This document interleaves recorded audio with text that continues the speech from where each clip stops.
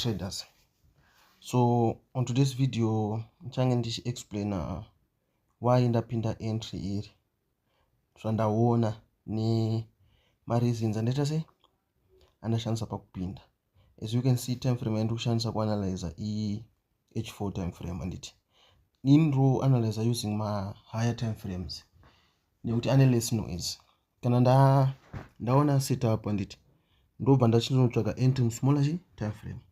Saka zvataita ndezvekudai, tine this trend iri apa iri rakadai iri tine high ish tichienda takadai anditika right.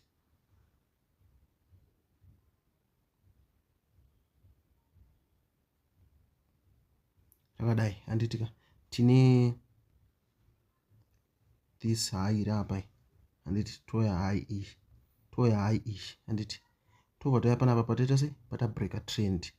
Ta break a trend tatadzoka pachi paretest apa anditi after retest market bva move nechi nemove iri andinomuona. Saka ta break a trend iri nderechi ndere down trend. Saka which means market yakufanira unoita sei kuno change direction kwekanguva anditika then paya chinja ningiri paya break market anditika paya break up anditi yawo yakagadzira chi inducement yekutanga iyi anditika right ish iri apa iyi. Then vanobva wapinda anditi vanhu pavanopinda mabai wapinda mabai avo anditika vanopinda mabai avo panapa mastop loss anoisa kupi anditi move iri rabhaya anditika rikatoitisa chi vanhu mari, then market yazonorowa chi move iri ichirowa chi mastop loss yevanhu. Saka yagreba chi liquidity anditi at the same time ichiuya pachi paretest chaipo chaipo anditika. Saka entry rakanaka ka ndafanira kuriwanira chi muarea munomu, but ndakaripotsa manje zvisinei hapana chakaipa zviriko anditika. Market yedu bva yatanga kufamba ita sei ichienda mudenga, but manje pane structure inge chigadzirwa ishi anditika ine malows aya chienda yakadai anomuona ishi structure iyi then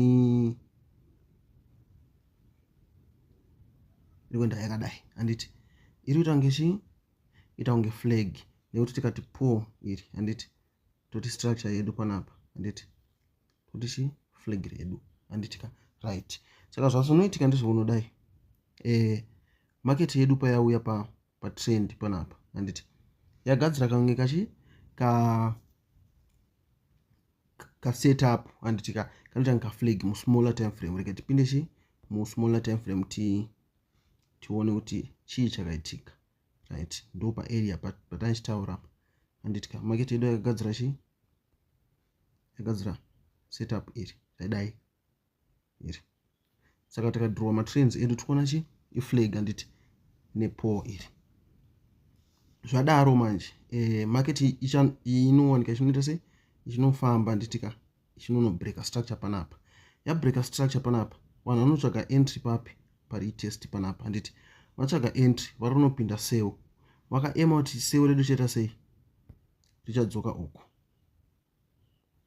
sell redu richadzoka chi kuzasi kunoku anditika, but sell redu harina kudzoka kuzasi kunoku. Why? Panapa ndo pane chi retest yatachitaura anditika iri apo apa vanhu vapinda sell anditi mastop loss avo ari kupi ari anomuona. Zvadaro market yakanochinja chi direction yachinja direction panapa apa yakurova chi mastops aya anditika right rova mastops nichi nemove rinori anditi.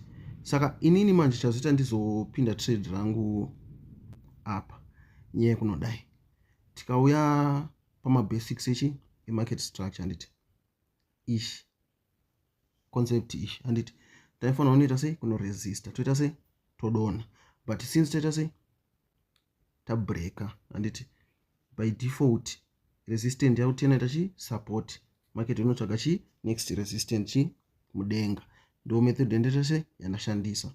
Saka resistant yangu inoyi anditi naifana kunge ndawana chi entry rangu panapa, but ndati nonokei manje zvisinei ndazonotsvaga chi panapa, ndobva ndapinda. Stop loss yangu ndaisa chi above chi previous low ish anditika. Then TP yangu do expect kuti market either kuti ichauya pa trend samwe panapa ichi clear chi ma highs aya anditi kuti ticha clear ma highs aya anditi kana kuti ticha chi pa trend anmuona kana kuti ticha after ta clear high ish ticha respect chi high e. Saka samwe ku area kunoko ndokune chi ne TP yangu. Saka rigatizoona kuti chi zvinofamba sei.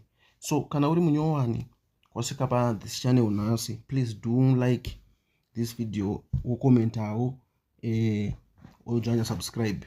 Tichigadzira chi ma videos tichirwa live trading tichiona kuti ndiani nani. Saka ngatisanganei pa next video.